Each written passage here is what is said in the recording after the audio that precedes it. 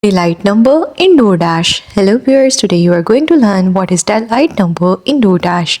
So let's get started. The delight number on DoorDash is a score that measures a restaurant's overall service quality on the application.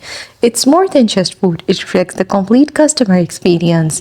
Its key factors are order accuracy, how often orders are prepared correctly, how quickly the food is prepared and ready for delivery, and also the customer satisfaction.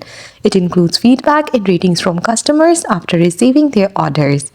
Think of it as a rating system but more advanced than simple stars. A restaurant that frequently makes mistakes or takes too long will have a lower delight number even if the food tastes good. Conversely, a restaurant that prepares food quickly, keeps orders accurate, and receives positive feedback will have higher delight number. DoorDash uses the delight number to determine how often a restaurant appears to users. Its position in the search results, a higher delight numbers means more visibility and the potential to attract more customers. So that's all. Thanks for watching. Don't forget to like and subscribe.